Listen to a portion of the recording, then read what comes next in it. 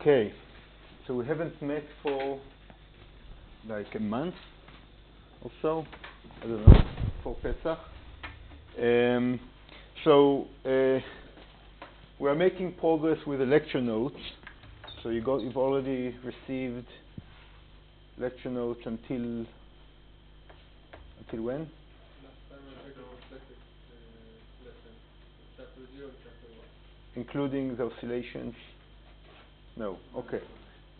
So hopefully you'll get the lecture notes for the full lecture notes for chapter 1 soon. It's harder work than I anticipated, because you have to be rigorous and no hand waving, and I'll be thankful for any comments on these lecture notes. Somebody already sent us some comments regarding the chapter 0, and we made changes accordingly. Sorry? Okay, so today we begin the last part of what I call introduction. So far we were discussing the standard model, considering various connectivity matrices with very little biology, or no clear connection to actual brain dynamics. This will continue today, but hopefully from next week we will start connecting the dynamics to experimental observations and to computation. So just some more patience, and then we will move back to biology. So the standard equation, I'll write them again.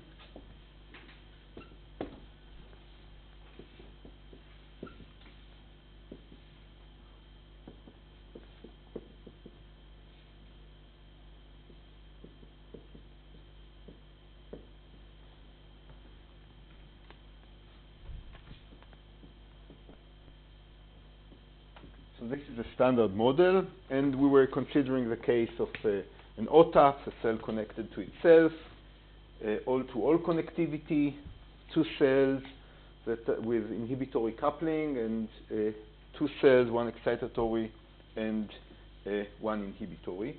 And today we will discuss a more general case, and this is a case in which the connectivity matrix J is symmetric.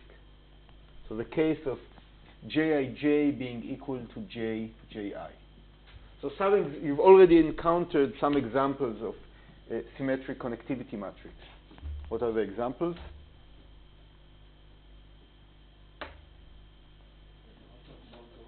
OTAF is, well, it is symmetric. It's a boring symmetric connectivity matrix.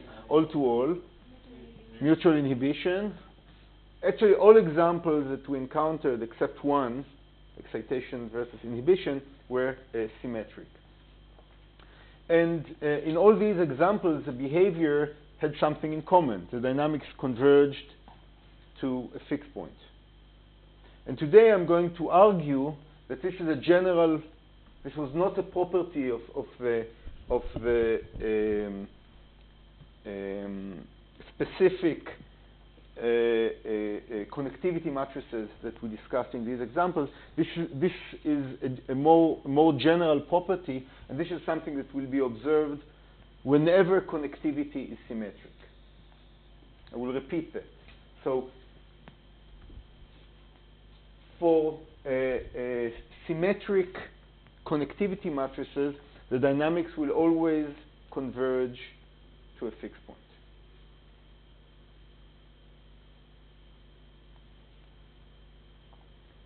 There will be no limit cycles.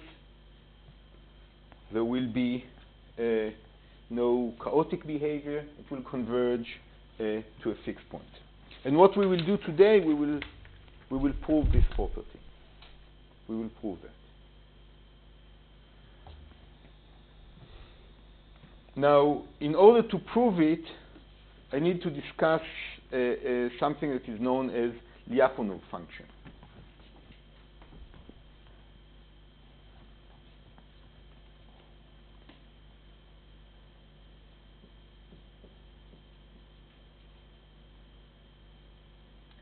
Lyapunov function.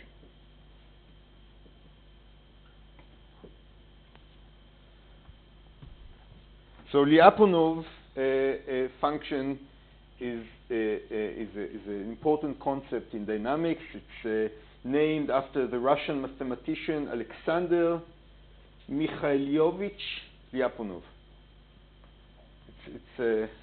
One joke is that everything that was done in the West has already been done by Russian mathematicians.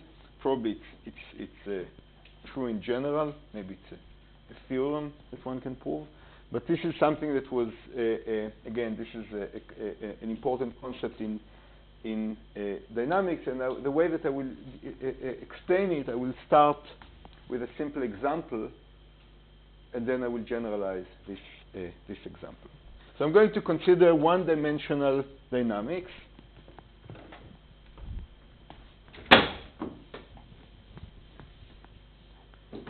So I'm going to consider this very simple differential equation. X dot is equal to minus x. And I think that you already know that this dynamics is endowed with a single stable fixed point. X is equal to 0.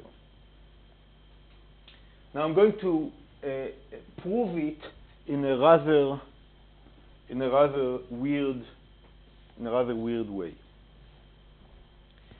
So I'm going to define a function e that is equal to half x squared. And I'd like you to note that the derivative of e with respect to x is equal to minus x, or is equal to the temporal derivative of x. So now what I'm going to do, I'm going to look at the temporal derivative of e, how e changes with time, given that we know that x dot is equal to minus x. So how I'm going to do it, that's not easy. dE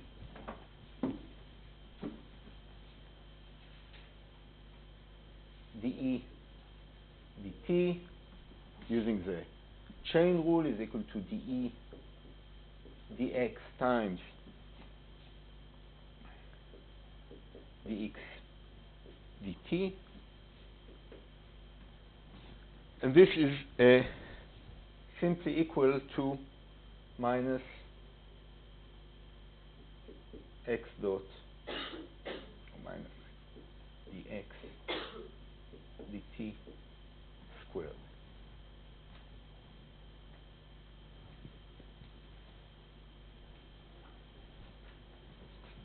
So this equation implies that the temporal derivative of e is always negative.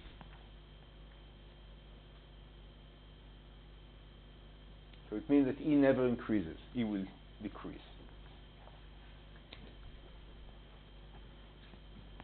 Another property let's write it here.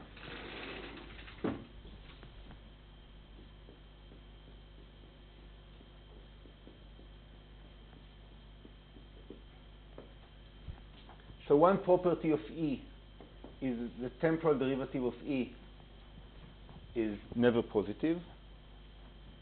This is something we've just proven. Another property of e is that e dot is equal to 0 if and only if x dot is equal to 0.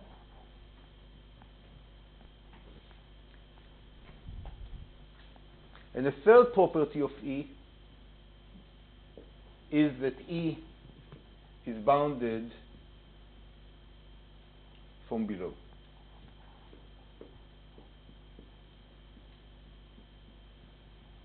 In this case, E is larger or equal to 0.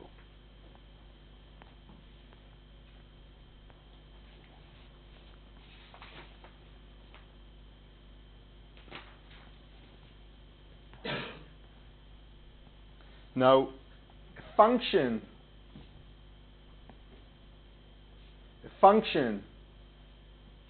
that satisfies these three properties is called a Lyapunov function. Sometimes it's also called energy function, but more precise to call it a Lyapunov function. You had a question? Yes, I was thinking like energy.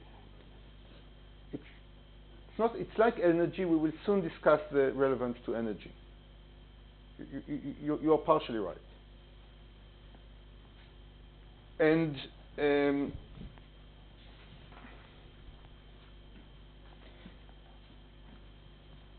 so this, if you look at the literature of nonlinear dynamics, Lyapunov functions are in general defined locally. They are defined around a fixed point. We will use it whenever we will use it. We will always consider global Lyapunov functions that have these properties for all values.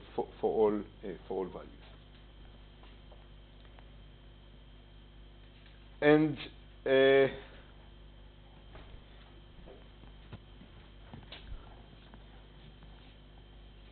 the advantage of finding a Lyapunov function is that if the dynamics is endowed with a Lyapunov function, we can prove, or this implies that the dynamics will necessarily converge to a fixed point. So the existence of a Lyapunov function tells us something about the global dynamics. And if this function is global, then it tells us something about the dynamics without it tells us something global about the dynamics. For example, it tells us that there are no limit cycles or no strange attractors. So from a physical point of view, going back to your comment, this can be thought of as an energy landscape.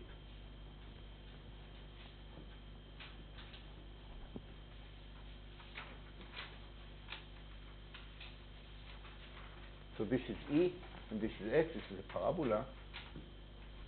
And one way of interpreting this dynamics is we can think about a particle moving in an energy landscape.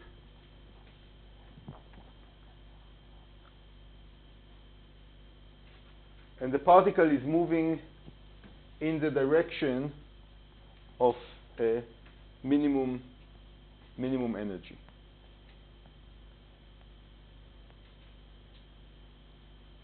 This is not exactly accurate. Are there any physicists that can tell me why what I just said is not exactly accurate? Well, let's talk about local minimum. It doesn't matter. This has the local minimum of this one is also a global minimum.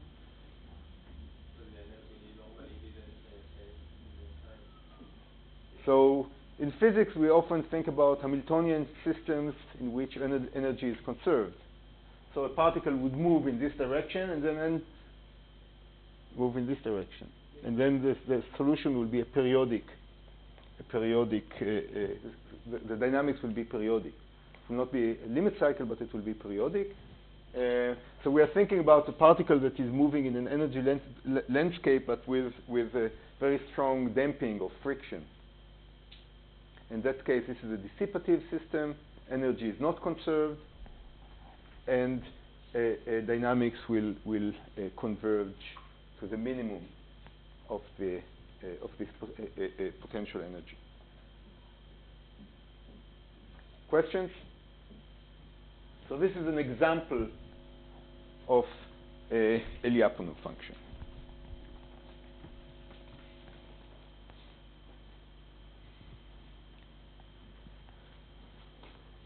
Okay, so it's nice to have a Lyapunov function. Now the question, how are we going to find it in a more general case? So let's consider a slightly more general case.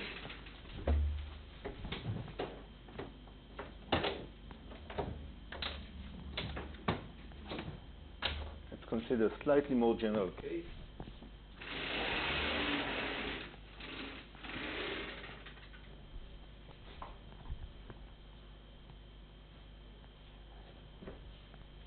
So we'll consider the dynamics x dot is equal to f of x.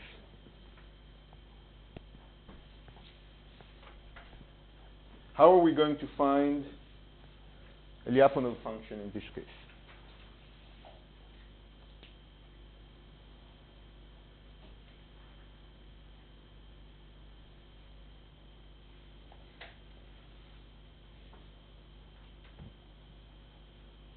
Well, how did I find a Lyapunov function in this case?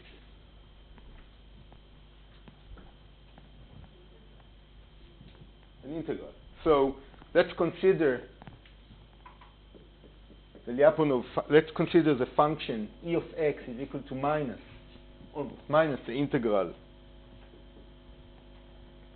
of f of x prime dx prime.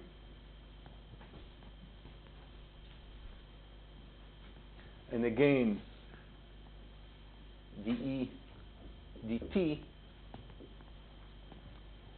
will be equal to minus dx dt squared.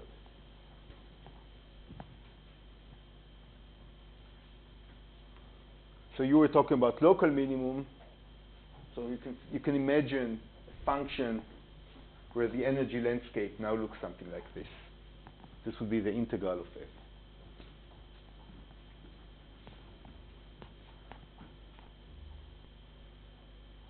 Is it sufficient?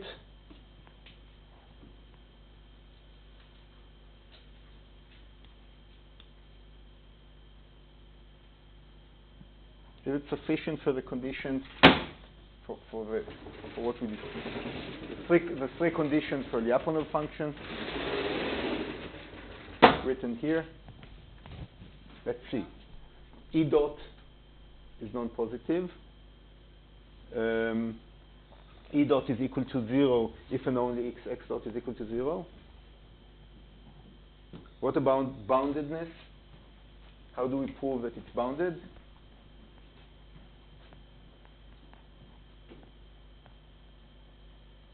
Well, we cannot prove that it's bounded because it will not always be bounded. Let's consider a simple example. Let's consider the case of x dot is equal to x. Oh, let's do something simpler. X dot is equal to 1. Clearly, it will not converge to a fixed point. And this integral will be equal to minus x plus a constant, and it's not bounded from below. So this will only be true, this will be an energy function only if we can prove that it's bounded from below.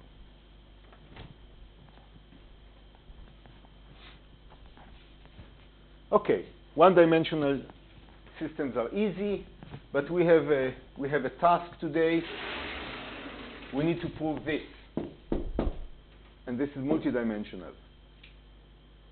So it's more complicated. So let's move from 1 dimension to 2 dimensions.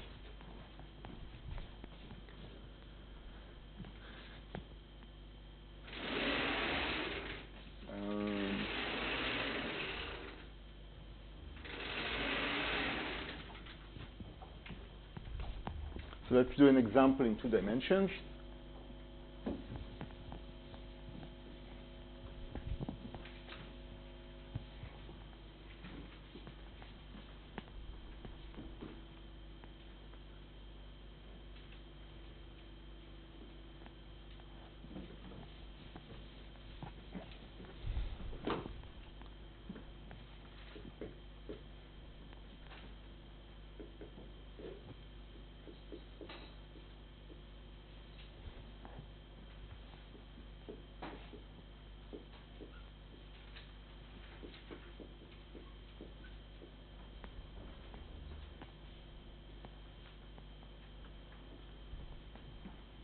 So this is a linear system.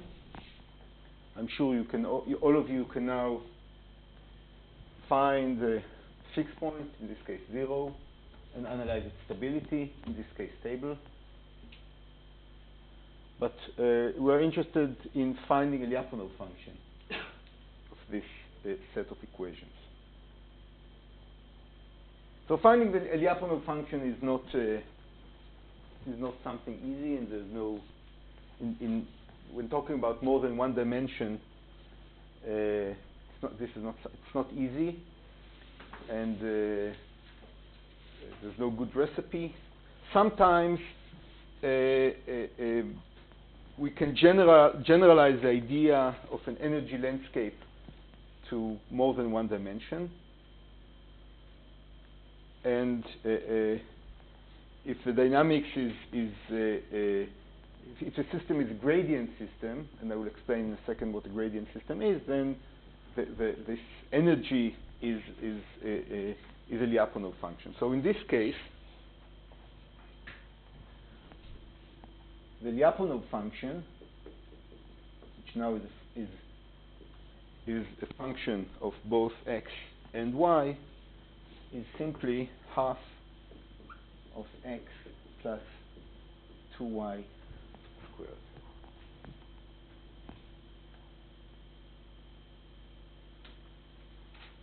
Is it bounded from below? Yeah, it has to be positive. Fixed points. The fixed point is 0. That's only x, y are both equal to 0. These are fixed points, and this would be also.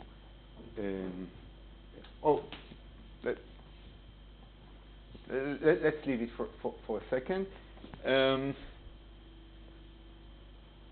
So, what's the relationship between E and these two equations? So it turns out, if you do the math, that x dot is equal to minus dE dx, and y dot is equal to minus dE dy.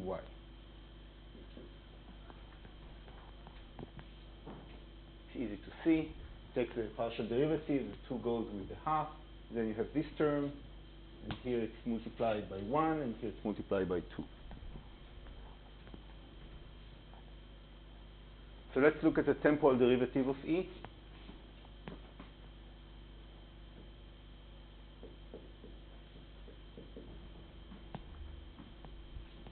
So this would be equal to dE dx times dx dt plus dE dy times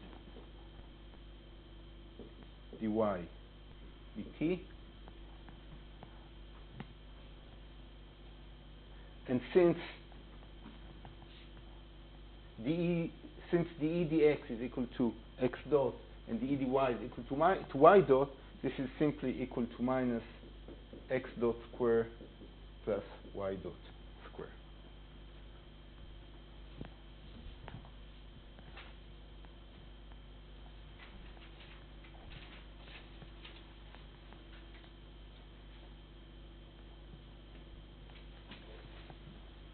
So let's see the requirements from the Lyapunov function. E dot is non-positive.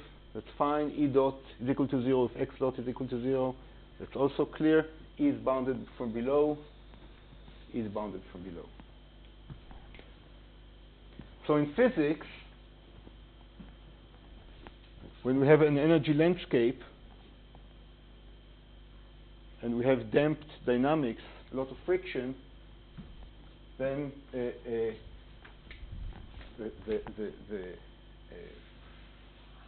the dynamical equation would be something like x dot is equal to the gradient, or often defined as, or often standard notation for the gradient would be this one. And in this case, if the energy landscape is bounded, then we are bound to converge to a fixed point. But this doesn't have Where? In physics? No, it's great. Well, okay, so in physics, what's the derivative of the energy? It's a force. So in physics, what you'll have is a second derivative is proportional to the gradient. Now, friction will be an element that will be dependent on the temporal derivative, on x dot. And if this term is large, then this term will dominate, and you'll have an equation that x dot is proportional to the gradient. So it's a bit confusing, because typically what we study in physics are systems where energy is conserved, and then you get these periodic solutions. But if you have damping, if you have strong damping, then the temporal derivative is proportional to the force, and not the velocity will be proportional to the force and not the acceleration.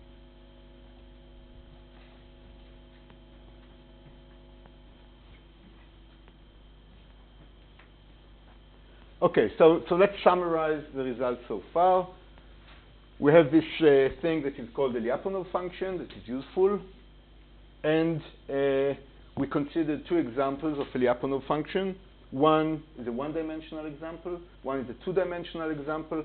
Common to these two examples was the definition of something that is called energy, and finding out that the dynamics of x and y are driven by the derivative by the gradient of this energy function.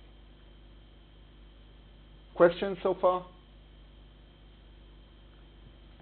So one may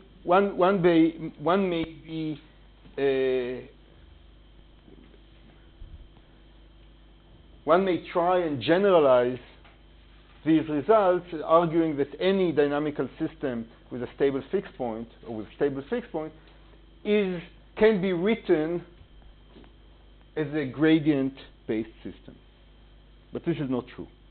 So the next example will be an example where I will present to you a set of differential equations that you will all, that trivially you can see that this set of equations is characterized by a stable fixed point. But I will prove to you that the dynamics cannot be written as a gradient of an energy function. Questions? Are you with me? Okay. So the next example is x dot is equal to minus x plus xy, and y dot is equal to minus y.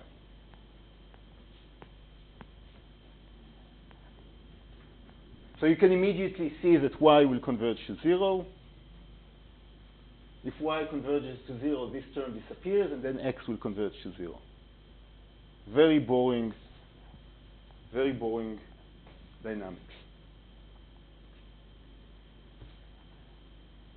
Now the question is, can we write this set of equations as a gradient of an energy function? And I'm going to argue that we cannot.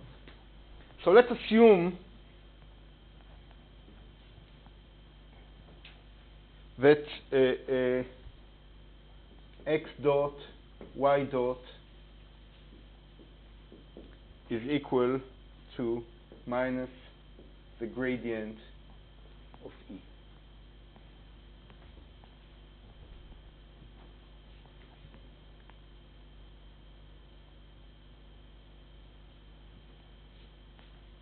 So this would imply that x dot is equal to minus dE dx, and y dot is equal to minus dE dy. So now let's look at d dy of x dot and d dx of y dot.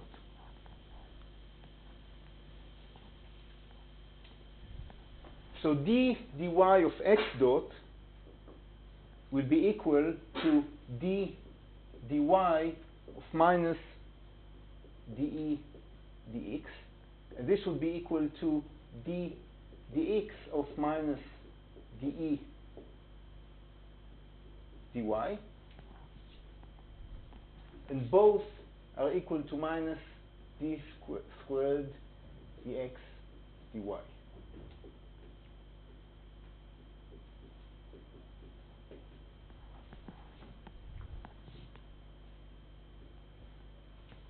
So if an energy function exists, if this is a gradient system, then the derivative of x dot with respect to y should be equal to the derivative of y dot with respect to x. Now, clearly, d dy of x dot is equal to x, and d dx of y dot is equal to 0. So this is a proof that this is not a gradient system. Nevertheless, we see that the dynamics converges to the stable fixed point. So not all systems that are characterized by stable fixed points can be written as a gradient of an energy function. Yes?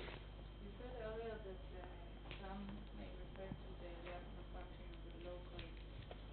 Yeah. So here it's not also a local thing? It's Like only at around a fixed point? well, local, but not at a single point. I mean, at this point, it's not. Well, it's true that if you start at this point, you stay at this point. So it's not very useful. Let's put it this way: if you define it at a point, you don't learn much. And this is a fixed point, but we don't know anything else. But we can use other methods to prove that this is a stable fixed point, as we've just done. So the point of this example is I don't want you to be misled that all Lyapunov functions. I'm sorry, I don't want you to be misled that all systems with a stable fixed point are gradient-based systems. And now I'm going to show you the opposite. So now I'm going to give you an example showing that not all Lyapunov functions are energy functions in this physical sense of a gradient system. Okay, so we're going to find a Lyapunov function that is not a gradient. That the dynamics is not, the set of equations is not a gradient system. Questions?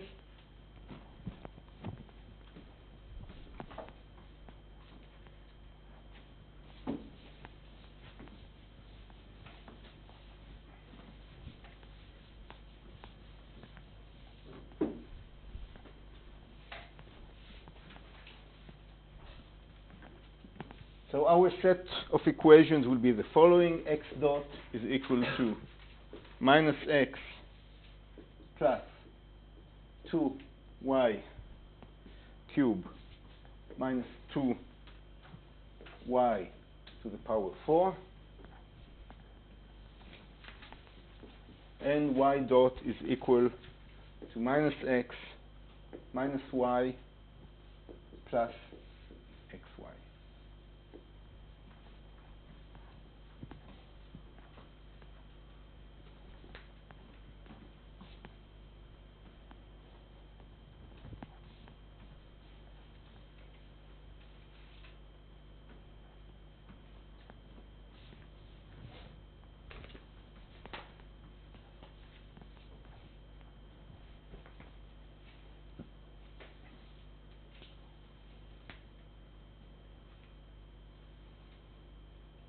Okay, this is in general ugly.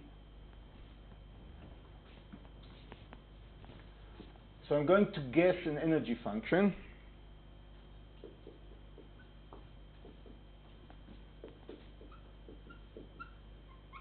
I'm going to guess this. energy function.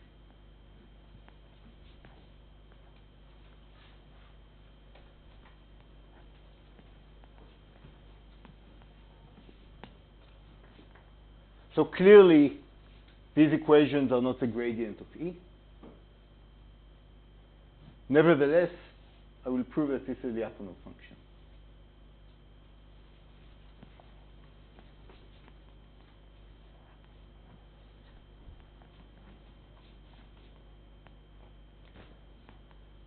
And the way to prove it will be the following. Well, first, I leave it to you as an exercise to show that the only fixed points of this dynamical system are x is equal to 0 and y is equal to 0. That's easy. Clearly, if x and y if x is equal to y is equal to 0 is a fixed point, then E is equal to 0, and E is equal to 0 only if x and y are equal. If x and y are equal to 0. So that's the first requirement. Sorry, I take it back. My mistake. Next, what we need to do is to look at the temporal derivative of E, the E dt. So the way to do it would be, as before, to look to use the chain rule. So this would be equal to dE dx times dx dt plus dE dy times dy dt.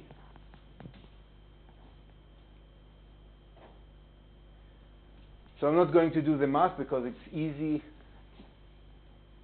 but boring. And it turns out that this is just equal to minus 2x squared plus 4y to the power of 4. If you're interested, this example is taken from the book of Strogatz, Nonlinear Dynamics and Chaos.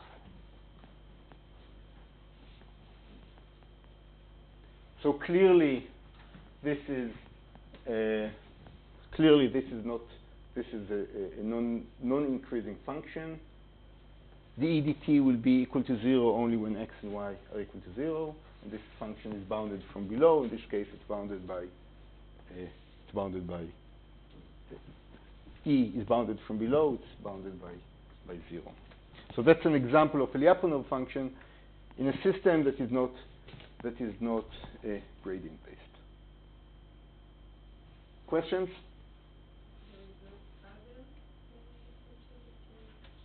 I'm sorry?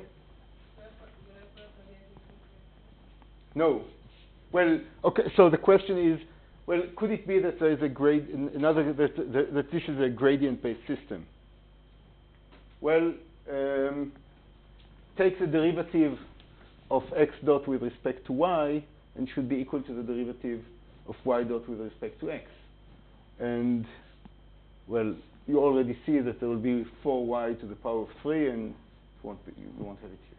So no, the answer is no. So that's why I brought these two examples. To dissociate gradient-based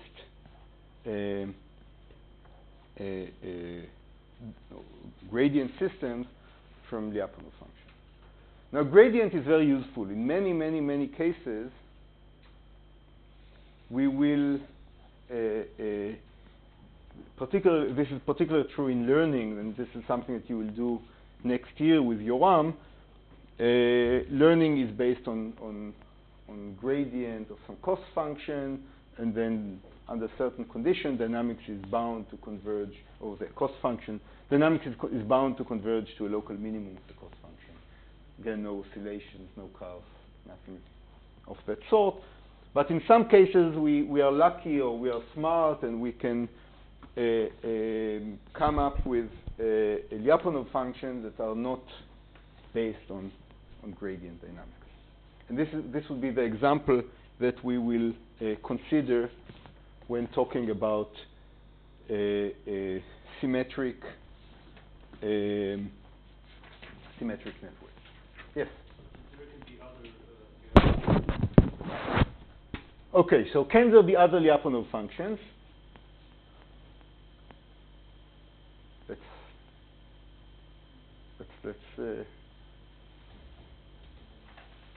Let's see whether we can find one.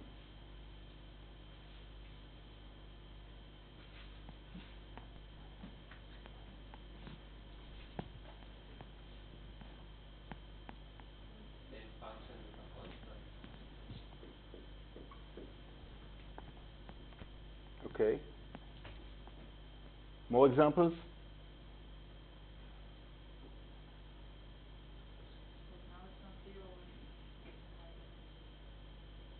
No, the point is that the derivative should be zero. That's a mistake that I constantly make, so it's because of you.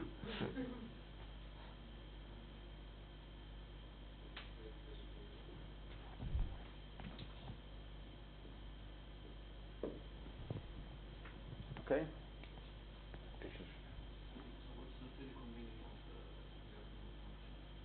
Well, there's no physical. It's not always the case that there is a physical meaning in the sense of a particle in an energy landscape. It's a useful analogy, but it's not. It's not always the case that there will be a clear physical interpretation. In the example that we will discuss, and we will not have time today because this time I will give Itamar more than 7 minutes. I promised him to give him more than 7 minutes. So we will start the symmetric networks only next week. The physical interpretation will, under certain conditions, you can think about the physical interpretation not as an energy but as free energy plus an entropy contribution. But this would be the analogy there. This is actually how people came up with the Lyapunov function. More questions?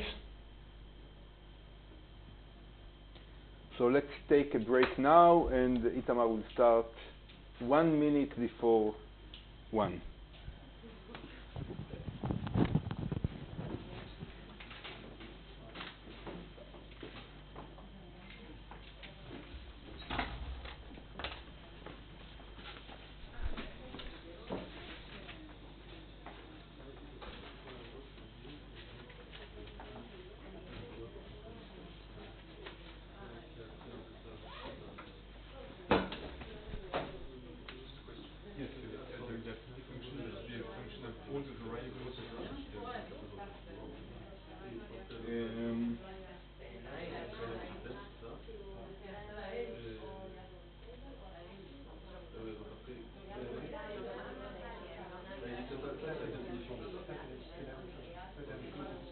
I'm not sure about this, but this corresponds to pathological cases.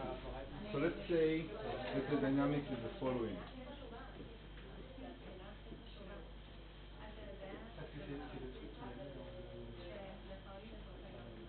So I can define the Lyapunov function. It's like a one-dimensional system. Well, it's not. It's two-dimensional system. You see, there's another equation here. Yes, It's boring. yeah. What can I do? It's still a two-dimensional system. It's a boring two-dimensional system.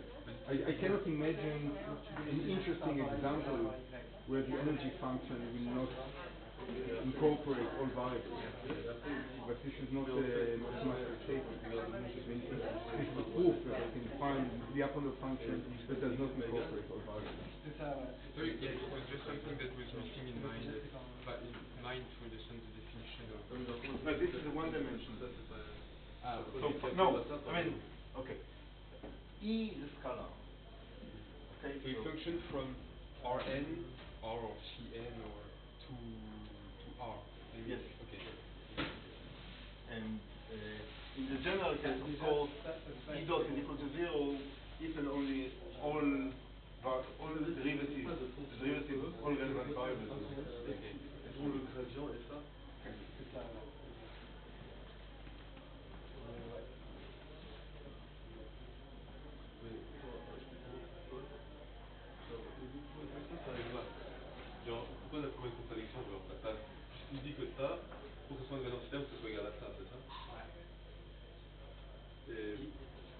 genre là, pas finir, ou enfin, genre, j'ai pas compris où est exactement la contrainte. Parce que x n'est pas forcément égal à 0. Là, tu vois que la dérivée de x point par rapport à y va être égale à la dérivée de y point par rapport à x. Ah, Et là, tu vois que c'est pas pareil. Donc, c'est pas un système qui possède qui est pas un gradient-based système, si tu veux. Il possède pas de potentiel. Ok, en fait, on n'a pas trouvé la fonction telle que. Elle n'existe pas. Enfin, oui, il n'existe pas de fonction, pas de e. Ouais, donc on doit la dériver par rapport à x et par rapport à y, on va donner ce système-là. Il n'y a pas une fonction, on va dériver par rapport à x égale à ça, et la dériver par rapport à y égale à ça. Oui, c'est ça.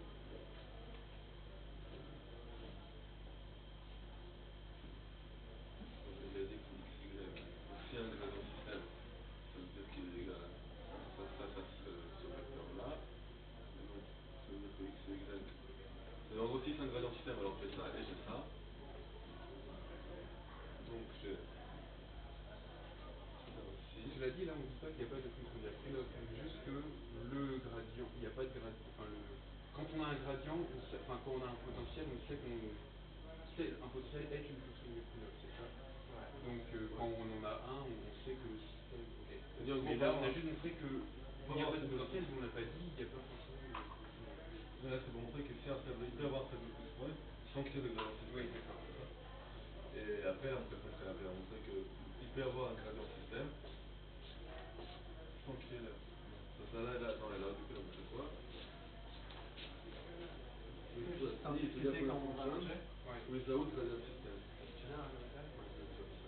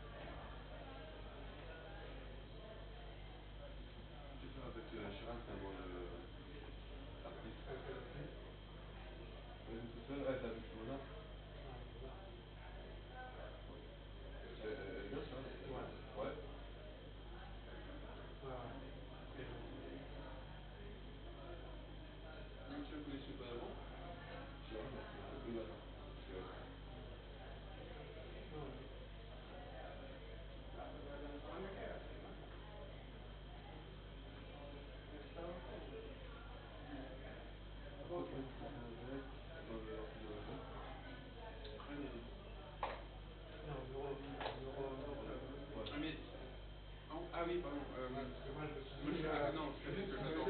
Non, je sais pas que j'en ai au métal. un euro méthode. Un euro de mal.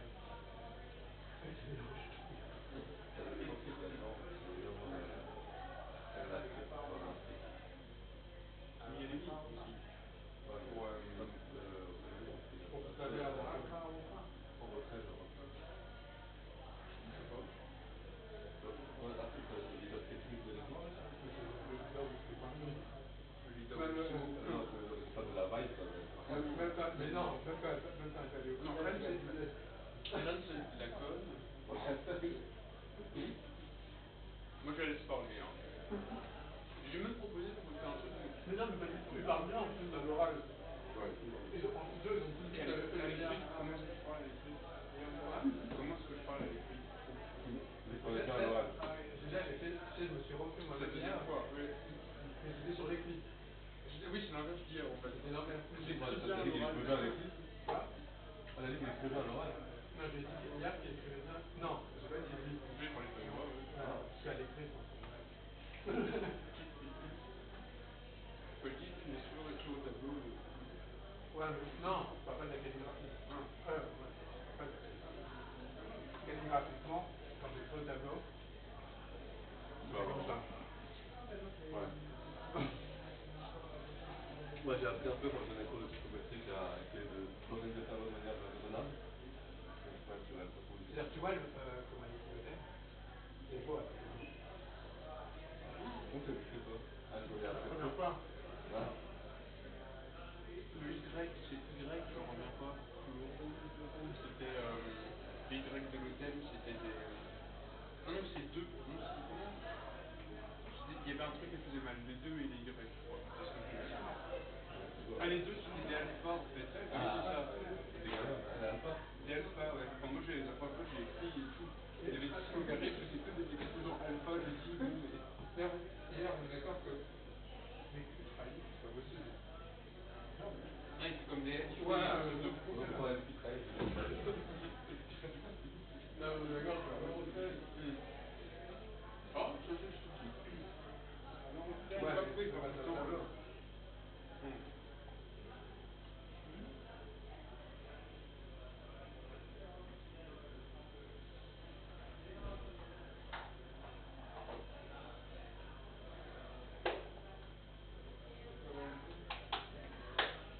Indomptable.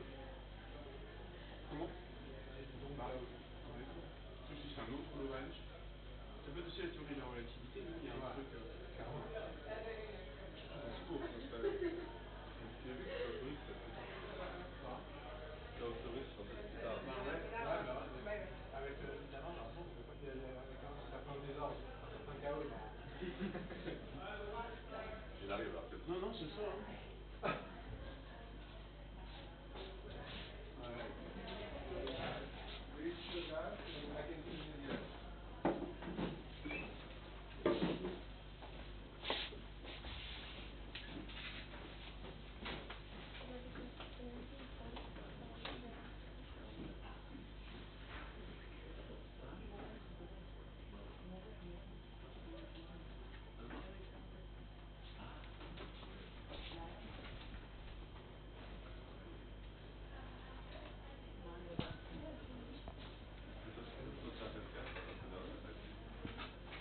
Okay, welcome back. Last time I was here, I was talking to you about dynamics over eigenmodes, different intuitive ways to see that, and I raised a question there about complex eigenvectors and eigenvalues. I'm not going to get to that. If I finish this quickly, I'll say something briefly about that question. If not, then it'll be in the course notes, and we'll probably leave it at that. Today, instead, I'm going to do an exercise. It's unfortunately an exercise that has nothing to do with neuroscience. A set of equations, famous equations called the Lorentz Equations, but it'll give us a chance to review some key issues. One of them is symmetry, fixed points, stability of fixed points, and then the most recent one, the energy function, which Jonathan just introduced. Before that, a comment about homework submission. So the policy for this year that we're trying out is instead of dealing as they come up with individual requests for extensions, so we'll have a blanket policy. Everyone can have an extension once throughout the semester. Just ask for that extension when you need it, and you'll get that extension. But then on the flip side, we'll be harsh on other than that one extension that you'll get, there'll be no late submissions, and only very extreme circumstances will we consider otherwise. Okay, and the request for the extension should come in before the deadline for submission. Okay. All right. So the Lorentz equations are very famous for describing one of the simplest set of equations that generate chaotic dynamics. We're not going to get to that really interesting part here, but we'll come back to it later in the semester probably. The equations actually represent a physical system, which is like a Ferris wheel type of construction with cups of water and water flowing down from above the Ferris wheel, and you can look in the Strogatz book for a derivation of how you get from the physical system to the simplified equations that are at least close to the physical system. But we're not going to care about any of that. We just have a system in three dimensions: x, y, z. X dot. I'll write this general form, which we'll come back to. Some function essentially nonlinear of x, y, z, and so on for y dot and z dot. Y dot is some function also of x, y, z. Same for z dot. Okay, and these functions are given by the following. We have for x dot sigma, which is a parameter of the system, y minus x. Y dot is given by Rx. R is another parameter, minus y minus x times z. And then z dot is given by xy minus bz. And b, again, is a last parameter. So we have parameters sigma, r, and b, which are all positive parameters. Okay, so this is our system of three dynamic variables, x, y, z, interacting, at least to some extent, non-linearly. So let's see, first of all, just go through and we'll take a look at what we have. So we have x dot is just a linear function, and it only depends on x and y. Right? It's linear in y and linear in x. Y dot is linear in x and y, but then it also has this quadratic term, right? I call this quadratic. It's not quadratic in any one variable, but in the net interactions, it has this multiplicative term between x and z. Similarly, z dot has a multiplicative term between x, y, and also this is just linear term in z. Now, one thing to notice, I'm not sure if actually it's something that I would notice just looking at this, but one thing that one can find is that there's a certain symmetry in this equation, and symmetry is something that we throw around in a lot of the systems that we measure as a good thing to look for, to kind of try to give us intuitions about what the fixed points might be, about what eigenvectors might be.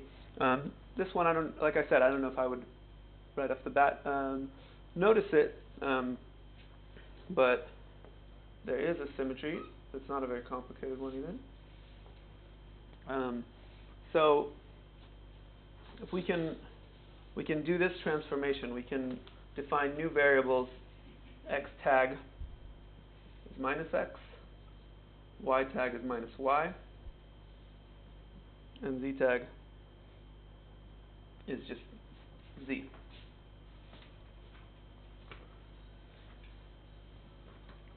Okay, and then see what happens under this transformation. Now, what are the dynamic equations for the new variables? So we'll write that out. So x prime dot, right, is just minus x dot. So it's just minus sigma y minus x. And now putting in the prime variables, we just get, again, sigma y prime minus x prime. Okay, so we saw that for this first equation, when we transformed to the new coordinates, we got the exact same equation. X prime dot is equal to sigma y prime minus x prime, the exact same dynamic equation that we had in the first place. And that's really what we're looking for in terms of the symmetry. So we're looking for a symmetry that preserves the dynamic equations. So let's see if that holds also for y and z. For y prime dot, we're going to get minus rx plus y plus xz.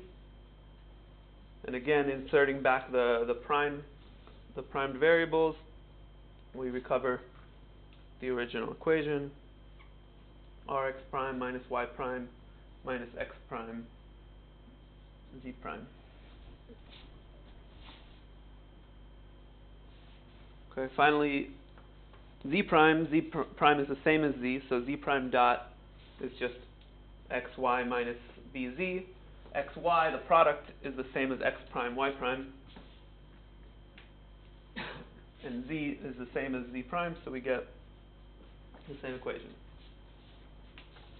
So, all in all, we've done this transformation, and we have the exact same dynamic equations under the new coordinate system.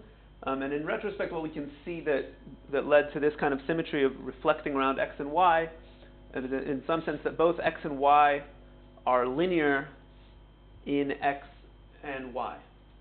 With z being held constant, both x and y, the dynamics are linear in both x and y.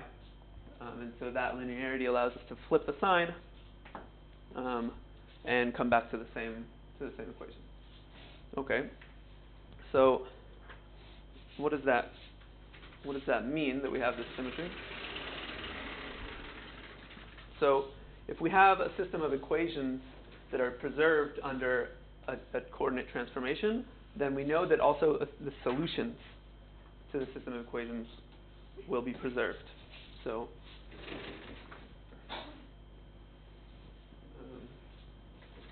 I'll write that.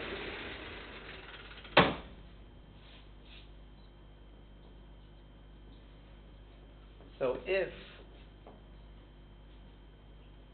x star,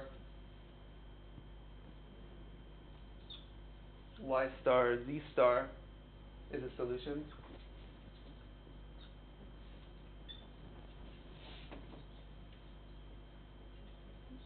then also the transformed version of this, minus x star minus y star z star, is a solution. And in fact, this will hold for entire trajectories. If there's a whole trajectory, the transformed version under the symmetry will also be. And additionally, we expect that there will be a fixed point, which it itself is preserved under this transformation.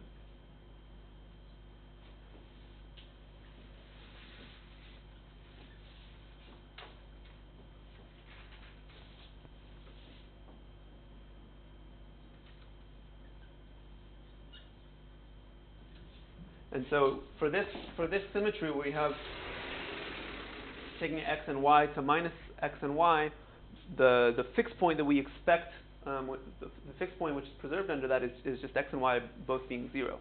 We expect there to be a fixed point for x, y, 0, and in principle z could maybe be anything. We'll see that in a second.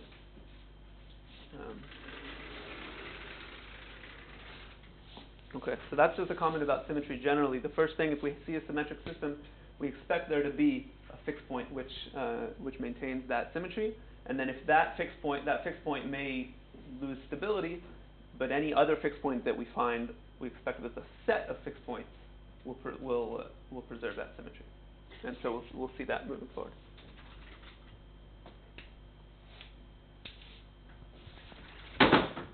Okay, so fixed points. So what are our fixed point equations? Well, we basically see them right here. We're just setting x dot, y dot, and z dot to 0. So like I said, we expect there to be a fixed point for x and y equal to 0. So let's just see if that holds. pretty straightforward to see if we put all zeros, x, y, z equals 0, that's one fixed point. So that's that. It's one fixed point.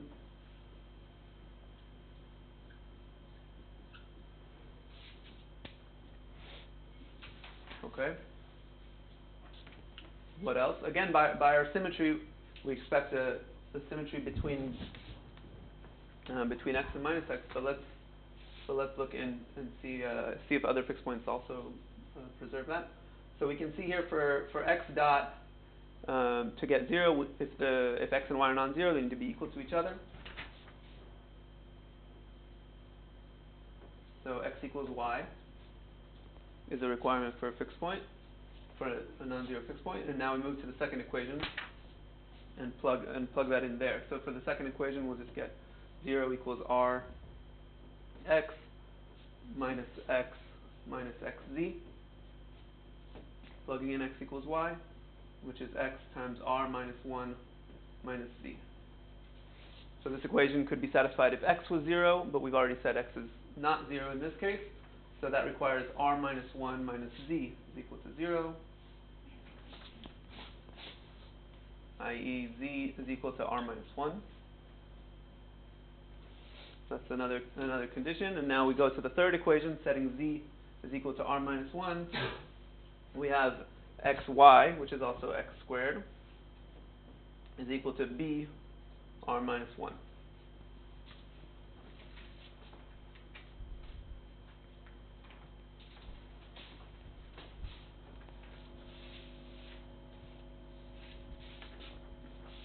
Okay, so that gives us the square root. X is equal to either the positive or negative square root of br minus 1. Y is equal to that. And z is equal to r minus 1. So that's another set of fixed points. And indeed, we have the fixed point preserves this symmetry, where we can switch the sign of x and y together. So we have three fixed points, essentially. 0, 0, 0, and then these two fixed points, symmetric around 0. So what if r is between 0 and 1? Great question. So we also see by this square root, essentially this equation, x squared equals b r minus 1, there's not going to be a solution to that if r is less than 1. That we're talking here about a real. Our entire system is a set of real dynamic variables, so there is no solution. So we see also that this set of symmetric fixed points only exists for r greater than 1.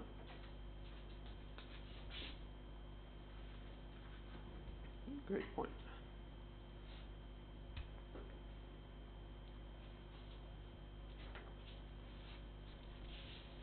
Okay, so we have these fixed points, and the next thing we want to do is check the stability. We'll check only the stability for the 0, 0 fixed point, and leave this one as an exercise you can do at home.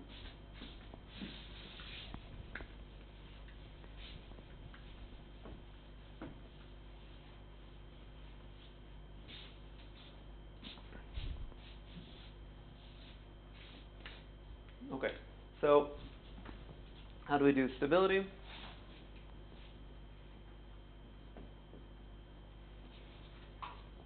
So you guys should all know by now what we have to do next.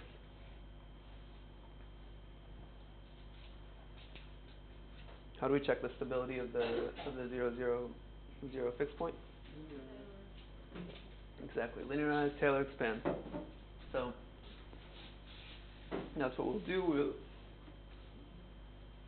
transform to a coordinate relative to the fixed point, and we'll write delta x dot, which is approximately equal to. I'll go through this a bit formally just to review the Taylor expansion linearization process as we go through. So we'll say this is approximately equal to f of x at the fixed point, which we know to be 0. Plus, and now we have a multivariate system, so we have to Taylor expand in multiple dimensions, right? So it's as if I'm at the bottom of a valley, and I say, okay, I can walk in, if it's a valley, 2 different directions, but in this case I can walk in 3 different directions and have 3 different slopes in those 3 different directions. Right, so the first one I have ds x dx at the fixed point, delta x, and then dfx dy, the slope in the y direction, also at the fixed point, delta y, and finally dfx dz times dz, with the slope again evaluated at the fixed point. Okay? And similarly for delta y and delta z.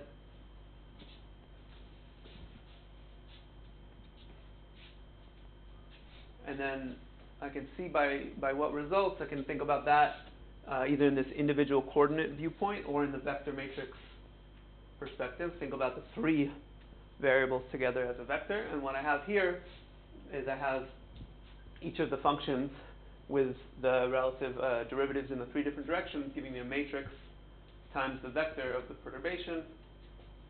So it's going to be dfx dx, dfx dy, dfx dz, and so on.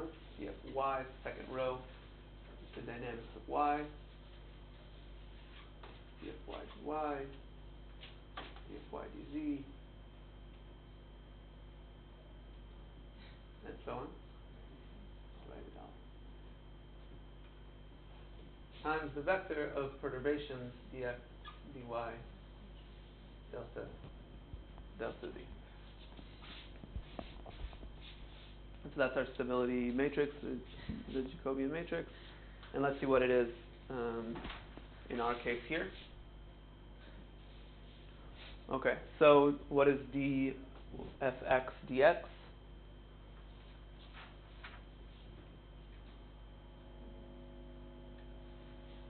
For our system.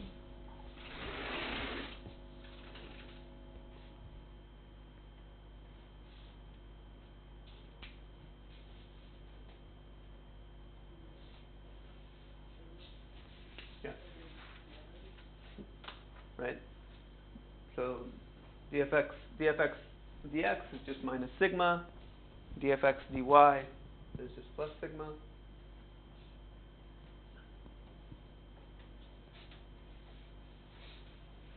This stuff is all clear to everybody? Any questions about before? This is a crucial thing, and this is where linear algebra gets its power from, because we always have a linearization question. Even if we have highly nonlinear systems, we have some linearization point where we wind up with an equation that's the derivative of a vector equals a matrix times a vector.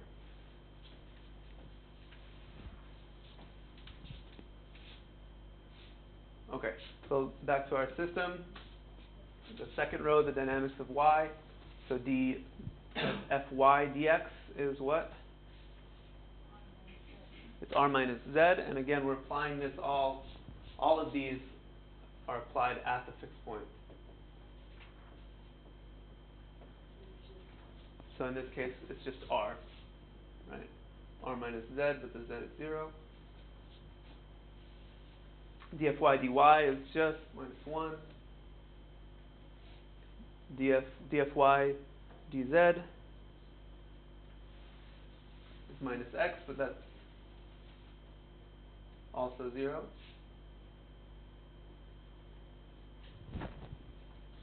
The last row, fz is, so df z dx is just y, which is 0. df z dy is x, which is 0. And df z dz is minus b. Okay? So minus sigma, 0, r, minus 1, 0, 0, 0, b.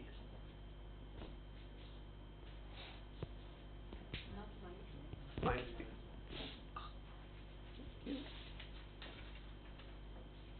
Okay, what's the first thing we notice about this matrix?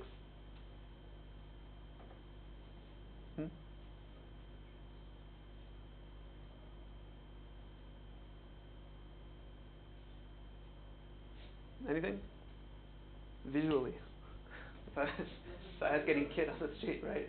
We have this shape like this kind of thing, right? Which, if we wrote these out as the separate equations, also we would see what does this mean? This means if we go back to the coordinates perspective, we have delta z dot just equals to minus b delta z, right? The dynamics. So this form tells us that the dynamics of z are totally independent of the dynamics of x and y. And we also know that b is positive, so we know that the z component is stable. Perturbations in z just simply decay, right, with an exponential rate of b. The other way to say this is this form tells us that we have an eigenvector in the z direction. 0, 0, 1 is an eigenvector with eigenvalue minus b.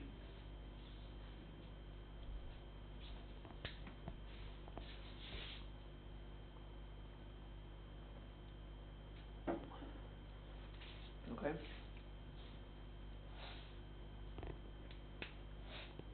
So that's good, and it means that we can restrict now just into the xy plane. We know that perturbations in the z direction are going to decay, and now we can ask, what about perturbations within the xy plane? So in the xy plane, we can now write dx dy dot equals minus sigma sigma r minus 1 delta x delta y. So we have a submatrix that's controlling the stability in the xy plane.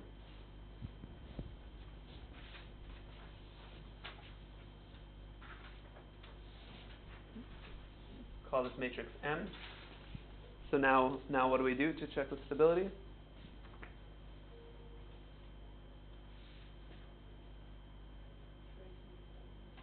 Trace and determinant, right? Why trace and determinant? Because in the two-dimensional case, we have a very straightforward formula for the relationship, the eigenvalues given the trace and the determinant. And even before that, we don't even necessarily need the eigenvalues, right? In the two-dimensional case, we can just check the trace. The trace of M is just minus sigma minus 1. What's the condition for stability relative with regard to the trace? If the trace is, in order for the system to be stable, the trace must be negative. This one is, for sure. And the determinant is what? Sigma, right? Sigma minus 1, sigma minus sigma r. Sigma 1 minus r. What's the requirement for stability on the determinant? Positive, right? Again, because both eigenvalues need to be negative, so the product needs to be positive. So we want, for stability, this to be positive. So r has to be smaller than 1. Stability r smaller than 1.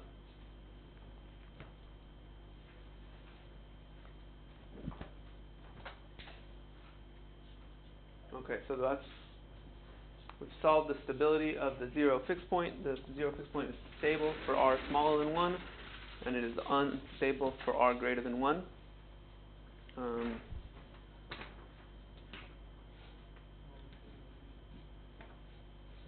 A brief detour about the kind of stability or the kind of dynamics around the fixed point.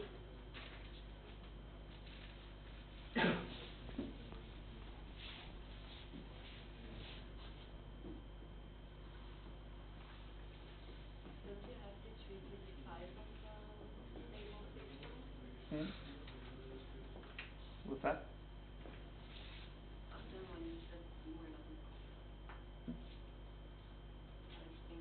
Maybe add in another term that the stability has to be a stable fixed point and not a spiral. Well, we can check now. That's what I'm going to do now, is check what kind of dynamics. So we've seen for r smaller than 1, we're going to have convergence to that fixed point, and now we're going to check how are we going to converge to that. Are we converge to that in what's called a node, where there are two dominant directions that both just come in to the fixed point, or a spiral, where we have spiraling around the fixed point. So how do we check? How do we check for that? So for that, we need the actual eigenvalues, right? We need to know if the eigenvalues are real or complex. So again, we could go through the characteristic polynomial of the matrix, but we know that we have, for the two-dimensional case, we have a pretty simple formula, which is easy to derive, which is just the trace plus or minus the square root of the trace squared minus 4 times the determinant, all that over 2. Those are the eigenvalues. So the condition, so to check if we have complex eigenvalues and therefore spiral dynamics around the fixed point, we'll want for that will happen if this term inside the square root is negative. So that'll happen if this is negative. So let's see what we have in our case. So we have the trace squared. The trace is minus sigma minus 1. So the trace squared is just sigma plus 1 squared minus 4 times sigma 1 minus r.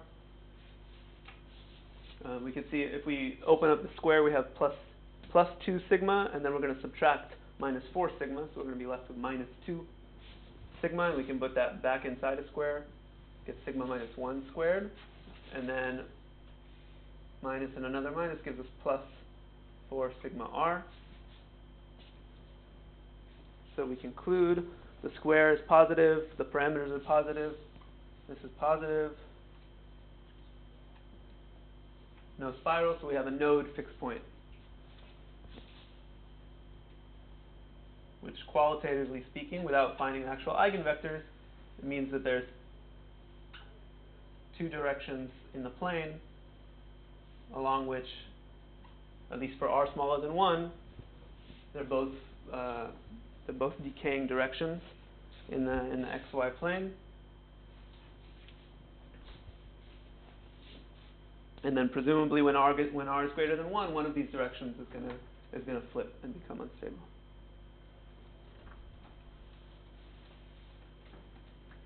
Okay. Great.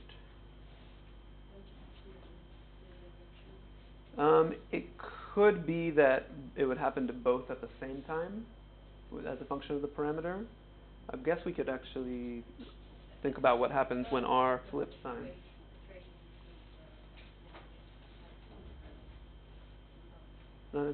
Not necessarily, right? The trace is always going to be negative.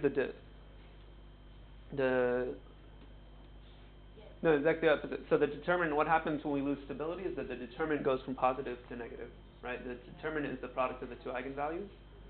So we know that one of the eigenvalues is going to switch signs, not both of them, and so it's going to be a saddle node fixed point. Okay. All right. So that tells us everything there is to know about the local stability, right? Most of the times when we say stability, really what we mean is local stability because we've performed a linearization, so we've checked for small perturbations away from the 0 fixed point. We found that they're stable for r smaller than 1. But this doesn't tell us anything about global stability, right? If I take a larger perturbation from 0, what's going to happen in the system? From this stability analysis, we don't know, right? So what's a way to know and to check global stability? Simulations is definitely a way to do it. But in this system, in the context of today's lessons, so we can see if we have an energy function. Right? So that's what we're gonna do. So this was all local stability, and now we're going to go on to global stability via an energy function.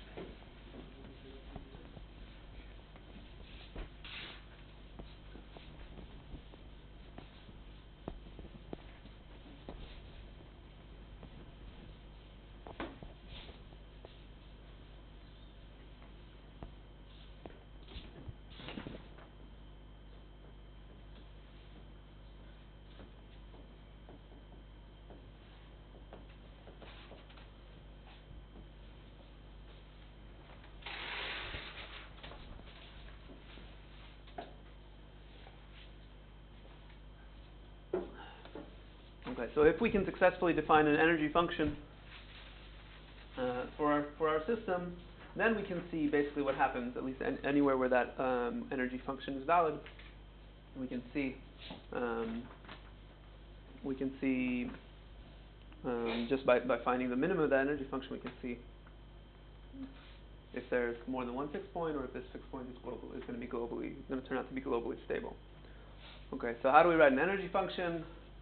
That's going to be a very challenging thing that involves lots of guesswork. There's no real systematic way to do it. We will see a systematic way to write an energy function in specific case of symmetric neural networks. But in the general case, just given a set of equations, there's no really prescribed kind of way.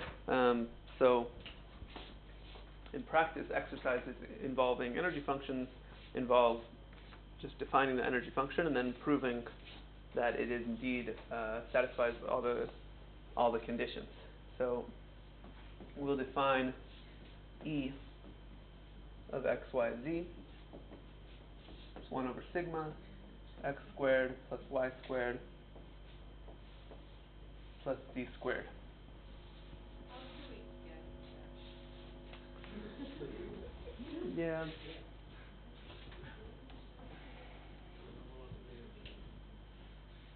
I don't know. I don't know how you'd guess that. I mean, we know that if we're specifically interested in the zero fixed point, and we have some kind of hint suggesting that it might be globally stable, that's what we're interested in checking. So this form kind of just a quadratic has only a single minimum at 0. But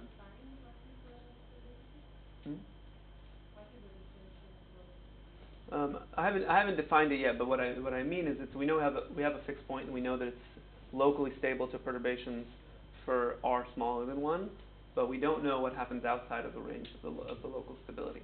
So I'm going to use the energy function to try to answer that.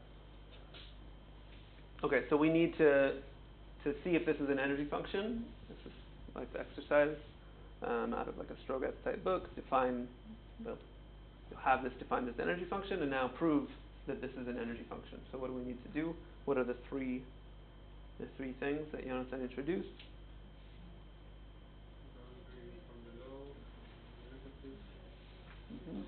Right. So it should be bounded from below. Its derivative should be non-increasing. Its derivative in time, right? So in time, we're imagining a ball going downhill, and then the derivative should be 0 only at points that we know to be fixed points. Okay, so let's see. The first condition, bounded from below. That's easy enough. These are all squared terms. So check. Okay. Next. So that's 1. 2. We want to see if the derivative is not increasing. The derivative in time. So let's see. How do we take the derivative in time? We use the chain rule, right? So E dot, we have 1 over sigma, and then we take 2x, and then the derivative of x with time, x dot, and the same thing, 2y, y dot, 2z, z dot. Okay? And now x dot, y dot, z dot, we plug in from our dynamical equation. So we have 1 over sigma 2x times sigma y minus x plus 2y, and then plugging in y dot, we have rx minus y minus xz plus 2z, and then plugging in z dot, we have xy minus bz. And now it's algebra, moving things around, making it look nicer, so we can figure out what's going on. Here in the first term, the sigma cancels. We open up the parentheses, we have 2xy minus 2x squared. In the next term, we have 2yrx minus 2y squared minus 2xyz. And then our last term gives us a plus 2xyz, so that's already nice, because we immediately see that those cancel. And minus 2bz squared.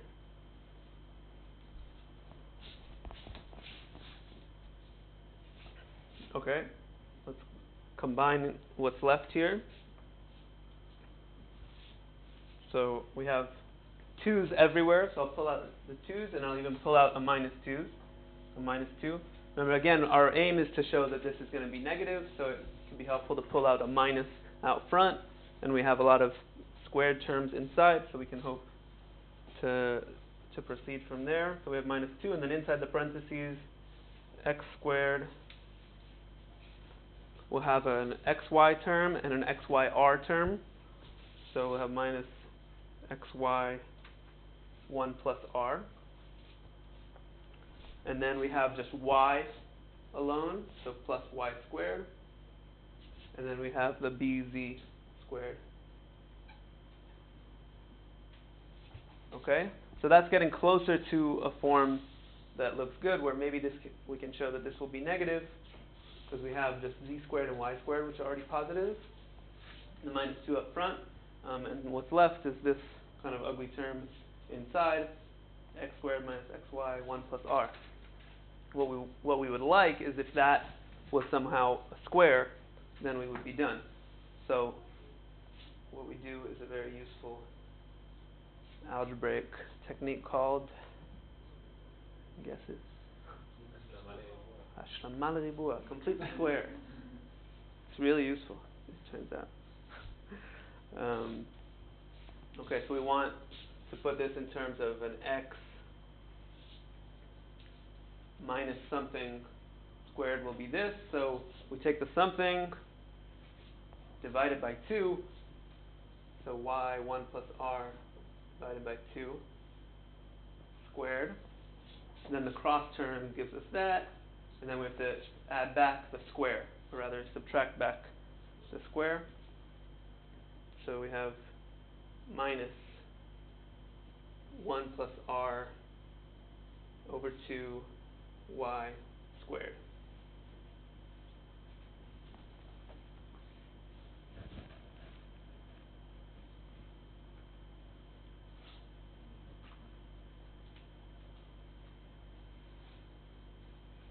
Okay.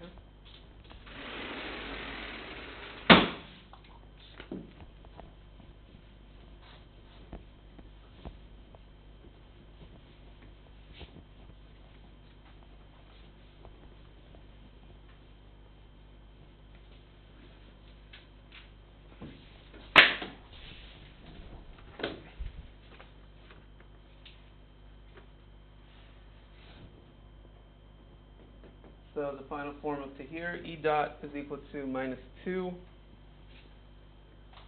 And then we have that square that we completed, x minus 1 plus r over 2 y, all of that squared. That's good. We have this y squared term that we already had, plus this additional one that we gained from completing the square. So we have y squared times 1 minus 1 plus r over 2 squared.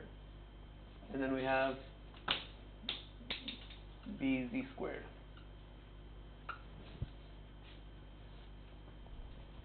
Okay, so we're in pretty good shape. The first term is a square, so it's positive. The third term is a square, so it's positive. And all we have is this condition. So we need 1 minus 1 plus r over 2 squared to be positive, or 1 to be bigger than 1 plus r over 2 squared, which will hold true when?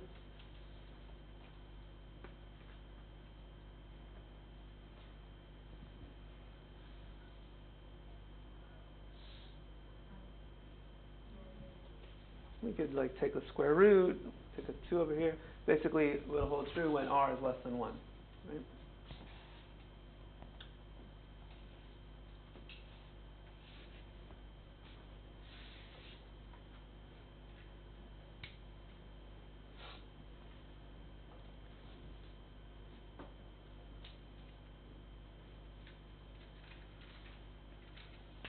Okay, so that's the second condition, that the derivative is non-increasing. And the last thing, so that holds true only in this regime where r is smaller than 1. So the last thing we need, E dot is equal to 0 if and only if we're at the fixed point. Which, in this regime, the fixed point is 0, 0, 0. So now we have to double check that that's the only time in which E dot is equal to 0. So for sure, the only time E dot is equal to 0, we must have Z equals to 0. That's for sure. If r is less than 1, then this coefficient is positive, and therefore we need y to also be equal to 0. And once we've said that y is equal to 0, then we also require that x is equal to 0. Right? So we've established, check, check, check, check. For r less than 1, we have a valid energy function, and the energy reaches a minimum only at our fixed point, 0, 0, 0. So that tells us that no matter where we start, our ball in the phase space will go down the hill and reach the 1 minimum, 0, 0, 0. So that's what I mean by global stability. Anywhere we start, we're guaranteed in this parameter regime where r is smaller than 1 to reach the fixed point at 0.